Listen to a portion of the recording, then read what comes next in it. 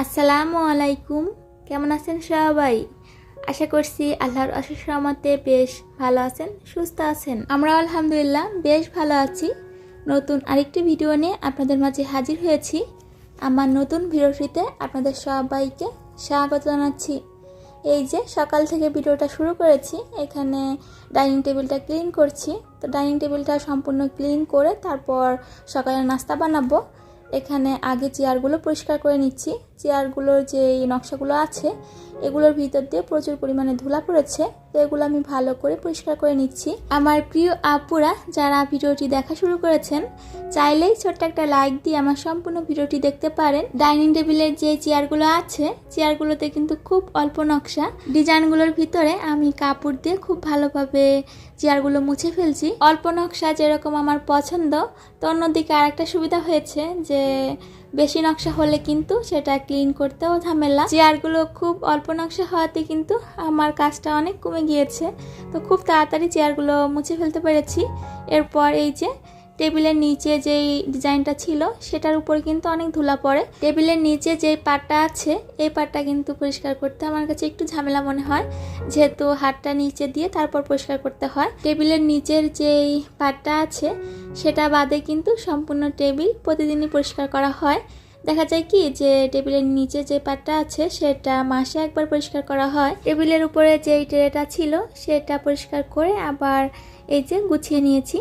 টেবিলের নিচটা আমি ভালো করে ঝাড়ু দিয়ে নিয়েছি, যেহেতু সবগুলো চেয়ার সরানো হয়েছে আর নিচে অনেকটা ময়লাও পড়েছে। বাসার লোক সংখ্যা কম হলে যা হয় আর কি, এতগুলো চেয়ারের মাঝে 2টা চেয়ার মাত্র ব্যবহার হয়, বাদ বাকি চেয়ারগুলো এভাবেই পড়ে থাকে। টেবিলটা ক্লিন করে রান্নাঘরে চলে এসেছি। সকালের নাস্তা তো রেডি করতে হবে। এখন সকালের নাস্তা রেডি করব, এই জন্য এখানে একটা আলু নিয়ে নিয়েছি। আলুটা সিদ্ধ করব। আলুর খোসাটা এখন আর ফেলিনি, একেবারে সিদ্ধ করে তারপর খোসাটা ফেলে দিব। আলুটা ভালো করে পরিষ্কার করে নিয়েছি আর আলুর মাছ থেকে আমি কেটে দিয়েছি। প্রেসার কুকারে আলুটা এখন সিদ্ধ দিয়ে দিব। এখনও যারা আমার প্রিয় আপুরা আমার ভিডিওটি খুব ভালোবেসে দেখছেন, যদি আমার চ্যানেলটি সাবস্ক্রাইব করে না থাকেন তাহলে ভালো লাগলে আমার চ্যানেলটি সাবস্ক্রাইব করে আমার পাশে থেকে যেতে পারেন।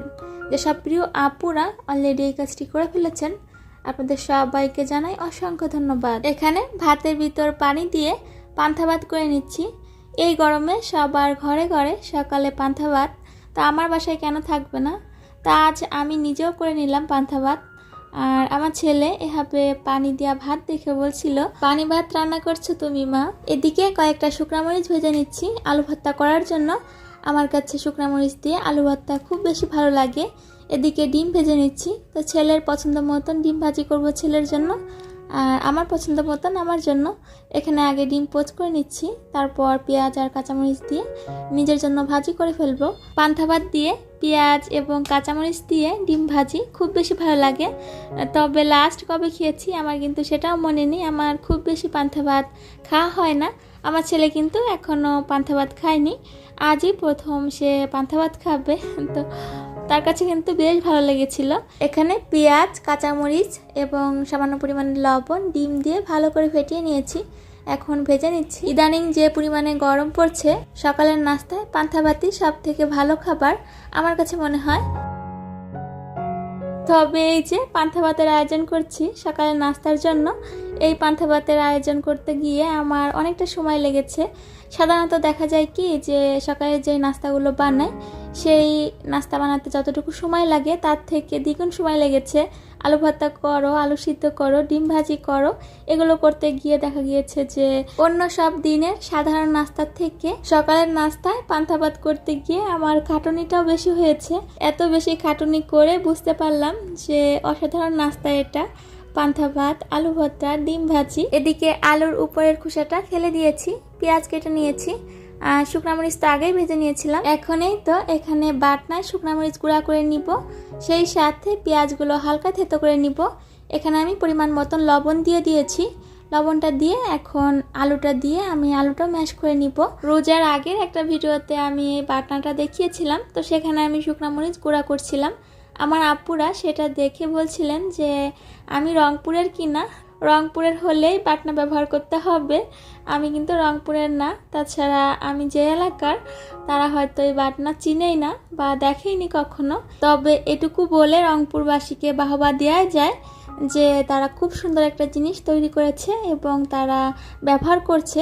বাটনা ব্যবহার করতে কিন্তু খুব ভালো লাগে। আর এই বাটনাতে যখন ভর্তা তৈরি করা হয়, ভর্তার স্বাদ কিন্তু দ্বিগুণ বেড়ে যায়, অন্যরকম একটা টেস্ট হয় ভর্তাতে। তবে হাতে মেখে বা পাটায় বেটে ভর্তা করলে কিন্তু বাটনার সেই স্বাদটা আর আসে না। এদিকে খাবারগুলো ডাইনিং টেবিলে দিয়ে দিয়েছি। এখানে আমি দেখার সৌন্দর্যের জন্য পেঁয়াজ এবং কাঁচামরিচ দিয়ে পরিবেশন করছি। নাস্তার পর একটু বাইরে যাচ্ছি, তো আমরা কিন্তু রেডি হয়ে গিয়েছি, এখন বেরোচ্ছি। অন্যদিকে কিন্তু ছেলে জুতা পরে নিচ্ছে। অনেক দিন পর আজ মা ছেলে বাইরে যাচ্ছি। লিলি নীলু ব্লগস আইডি থেকে আমার প্রিয় আপু গত ভিডিওতে কমেন্ট করেছিলেন। আপু লিখেছিলেন, আপু আপনি কি বাইরে বের হন না, ঘোরাঘুরির ভিডিও দেখতে চাই। বাইরে বের হলেও বাইরে গিয়ে কিন্তু আমি ভিডিও করতে পারি না, খুব বেশি আনইজি লাগে আমার। এদিকে কুকারিজের দোকানে গিয়েছিলাম, কোনো কিছু কেনাকাটা করার উদ্দেশ্য করে দোকানে কিন্তু যাইনি। তো গিয়ে তো দেখছি যে যেটা দেখছি সেটাই পছন্দ হয়ে যাচ্ছে। তো এদিকে কিন্তু বাসায় চলে এসেছি। এত বেশি রোদ বাইরে, এত বেশি গরম। যারা প্রতিনিয়ত বাইরে বের হচ্ছেন, জানি না তারা কীভাবে প্রতিনিয়ত বাসা থেকে বের হচ্ছে।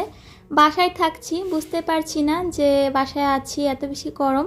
তবে বাইরে গিয়ে কিন্তু বুঝতে পেরেছি যে কতটা গরম। এসে সময় দেখছি 12:30 বাজে। ঘর গুছিয়ে তারপরে বের হয়েছি, কোনো দিক না তাকিয়ে রান্নাঘরে চলে এসেছি।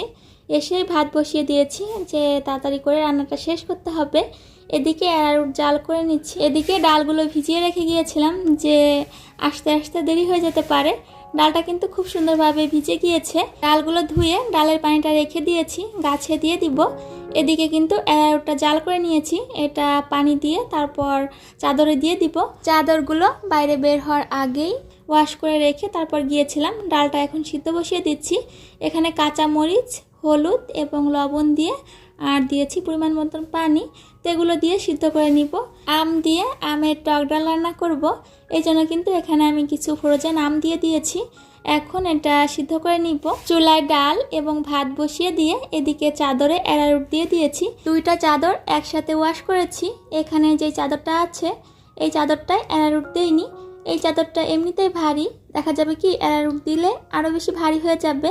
তো একটা বেলকুনিতে একটা চাদর শুকাতে দিয়ে দিয়েছি, এখন অন্য আর একটা বেলকুনিতে চাদরটা শুকাতে দিচ্ছি। এখানে যে বাটিক চাদরটা আছে এই চাদরটাতে আমি অ্যারারুট দিয়ে দিয়েছি। আমার ছোট্ট বেলকুনি বাগানে যখন কোনো কাপড় শুকাতে দেই তাহলে একটাই চিন্তা হয়, না জানি কাপড় বাতাসে উড়ে গাছ ভেঙে না যায়। তবে মাঝে মাঝে এই যে আমার চিন্তা কিন্তু সত্যি হয়ে যায়। এরই মাঝে আমি কিন্তু কুকারে সিটি উঠে যাওয়ার পর আমি চুলাটা বন্ধ করে দিয়েছিলাম। এখন দেখছি যে প্রেসার কুকারটা ঠান্ডা হয়ে গিয়েছে। এরপর আমি ডালটা পাতিলে ঢেলে নিয়েছি। অন্যদিকে কিন্তু চাদরটাও শুকাতে দেওয়া হয়ে গিয়েছে। এদিকে ডালটাও খুব ভালোভাবে সিদ্ধ হয়ে গিয়েছে। একই সাথে দুইটা কাজ করে ফেললাম।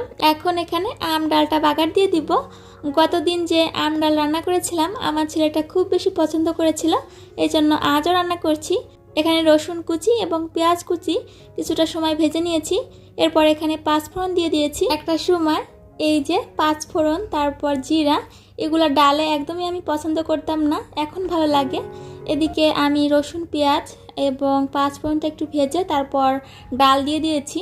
এখন এই তো ডাল রান্না কিন্তু কমপ্লিট। বাগারের পর ডালটা অল্প জাল করে তারপর চুলা থেকে নামিয়ে ফেলি, তাহলে ডালের টেস্টটা খুব বেশি ভালো হয়। এই তো এখানে চুলা বন্ধ করে দিলাম।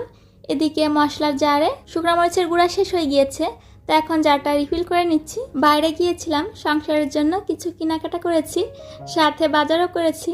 তো জীবনের প্রথম আজ বাজার করেছি। তবে এর আগে রমজানের মধ্যে নিচ থেকে কিছু সবজি নিয়েছিলাম।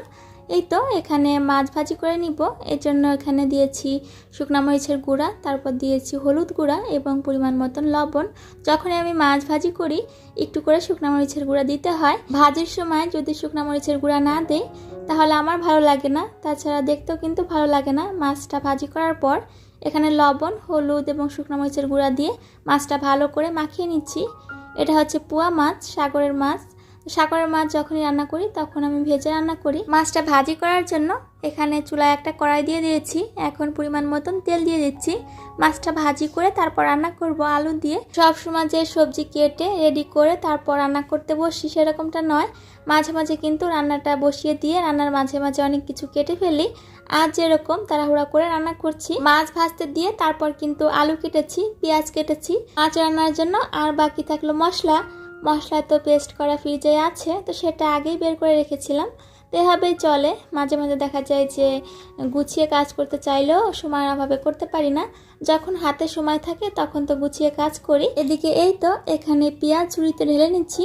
এগুলো কিন্তু বাইরে থেকে নিয়ে এসেছি। এত বেশি গরম ছিল, আমি যখন ঢালছিলাম তখন আমার এই আলু এবং পেঁয়াজের তাপটা হাতে লাগছিল। বাইরে এত বেশি রোদ যে মনে হচ্ছিল যে সবজিগুলো রোদের তাপে সিদ্ধ হয়ে গিয়েছে। এদিকে মাছগুলো ভাজা হয়ে গিয়েছে, এখন মাছগুলো তুলে নিচ্ছি।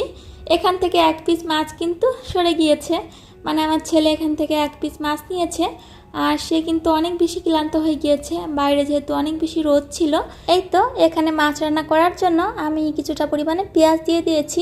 পেঁয়াজগুলো তেলের ভিতর আমি কিছুটা সময় ভেজে নিয়েছি। এরপর এখানে দিয়েছি বাটা মশলা, দিয়েছি রসুন বাটা এবং জিরা বাটা। তারপর তেলের ভিতর একটু সময় মশলাগুলো ভেজে নিয়েছি। এখন দিচ্ছি পরিমাণ মতন লবণ, দিব পরিমাণ মতন হলুদ এবং শুকনো মরিচের গুঁড়া। তো আজ শুকনো মরিচের গুঁড়া দিয়ে রান্না করব। আলু দিয়ে রান্না করছি যেহেতু, এই জন্য শুকনো মরিচের গুঁড়াটা ব্যবহার করছি। এখন মশলাটা ভালো করে কষিয়ে নিব। তো পানি দিয়ে মশলাটা কিছুটা সময় নিয়ে কষিয়ে নিব। আমি এখানে রান্না করছি, আমার বাবা সোনা কিন্তু রুমে আছে। তো একা একা যখন রুমে থাকে তখন আমার চিন্তা হয় যে কি করছে। আমি শুধু বারবার আমার বাবাটাকে ডাকতে থাকি যে তুমি কি করছো। এদিকে কিন্তু মশলাটা ভালো করে কষিয়ে নিয়েছি। এখন এখানে ঝোলের পানিটা দিয়ে দিব।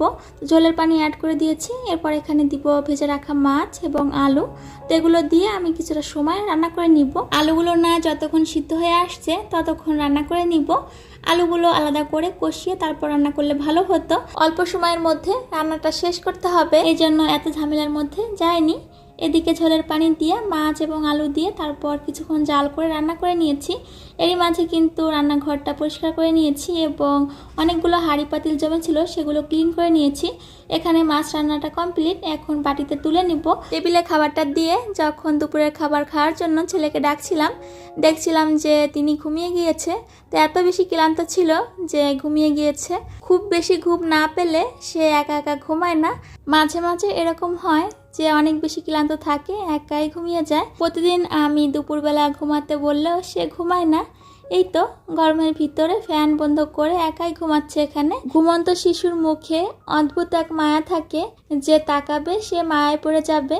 বিদ্যুৎ নেই, এই জন্য এখানে চার্জার ফ্যানটা চালিয়ে দিয়েছি। বাইরে থেকে তো অনেক আগেই এসেছি, তবে কি কিনে এনেছি সেটা কিন্তু দেখানো হয়নি। সংসারের জন্য কি কিনেছি, তো দুইটা জিনিস কিনেছি। এখানে একটা কড়াই নিয়েছি। কড়াইটা হচ্ছে ব্রাইটের, জানি না এটা কিরকম হবে, ব্যবহার করলে বুঝতে পারবো কড়াইটা কিরকম হয়েছে। আমার কিন্তু খুব বেশি পছন্দ হয়েছিল কড়াইটা। এগুলো নেওয়ার কিন্তু কোনো চিন্তা ভাবনাই ছিল না, গিয়েছিলাম পছন্দ হয়েছে নিয়ে চলে এসেছি। আর এখানে একটা সিরামিকের বাটি নিয়েছি, বাটিটাও খুব পছন্দ হয়েছে এই জন্য নিয়ে নিয়েছি। আমি জানি আমার প্রিয় আপুরা বাটি এবং কড়াইয়ের প্রাইসটা জানতে চাবেন, এই জন্য আমি বলে দিচ্ছি। বাটিটা নিয়েছিল 330 টাকা এবং কড়াইটা নিয়েছিল 270 টাকা। তো কিরকম হয়েছে আমার প্রিয় আপুরা জানাবেন আমাকে। এটাই কিন্তু জীবনের প্রথম আমার যে নিজে একা হাতে কোনো কিছু কেনাকাটা করেছি। আমার আপুরা বলেন যে আমি নাকি অনেক শৌখিন, তবে আমার বাসায় যত যা আছে বা আপনারা দেখতে পান সেটা কিন্তু আমি একা পছন্দ করে কিনিনি। সব কিছুই আলিপের বাবা এবং আমি দুজনে পছন্দ করে তারপর নিয়েছি। তাহলে আমার প্রিয় আপুদের দিয়া এই সুন্দর প্রশংসাটুকু আমি একা কেন পাবো, আলিপের বাবাও তো পাবে, তাই না? আজ প্রথম ছিল যে আমি নিজে একা পছন্দ করে কোনো কিছু নিয়ে এসেছি বাসায়, তাও সংসারের জন্য। বিকালে এই সময়টা আমার ছেলেটা দুপুরের খাবারটা বিকালে খাচ্ছে। দুপুরে কিন্তু সে ঘুমিয়েছিল এবং এই যে এই সময়টা উঠেছে। এখন কিন্তু বিকাল, মানে পরন্ত বিকাল। এখন এই যে কাপড়গুলো শুকিয়ে গিয়েছে, এখন আমি ভাঁজ করে নিচ্ছি। চাদরটা খুব ভালোভাবে শুকিয়ে গিয়েছে। বাটিকের যে কোনো কাপড় কিন্তু খুব বেশি সফট হয়, চাদরও কিন্তু সেরকম। বাটিকের বিছনার চাদরগুলোতে যদি ওয়াশ করার পর একটু অ্যারারুট জাল করে দেওয়া হয় তাহলে কিন্তু খুব সুন্দর হয়। বিছানায় বিছানোর পর খুব বেশি ভালো লাগে। অ্যারারুটের পরিবর্তে ভাতের মারও কিন্তু ব্যবহার করা যায়। আমি দেখেছি আমার নানুকে, আমার আম্মুকে ভাতের মার ব্যবহার করতে কাপড়ে, তারপর চাদরে। আমার আম্মু কিন্তু এখনও চাদরে ভাতের মারটা ব্যবহার করে। একটা সময় এই ভাতের মার কিন্তু ব্যবহার করা হতো যে কোনো সুতি কাপড়ে। ভাতের মারের বিকল্প পদ্ধতি হিসাবে এই যে অ্যারারুট কিন্তু বের হয়েছে। তো এখন আমরা সবাই অ্যারারুট ব্যবহার করি, অনেকে হয়তো চিনিই না। আমার আপুরা জিজ্ঞাসা করেছিলেন, এই জন্য বলে দিলাম। এখানে চাদর 2টা ভাঁজ করে নিয়েছি, সেই সাথে বালিশের কভারগুলো ভাঁজ করে নিয়েছি। এখন আলমারিতে রেখে দিব আর আপনাদের কাছ থেকে বিদায় নিব। আল্লাহ হাফেজ, আসসালামু আলাইকুম।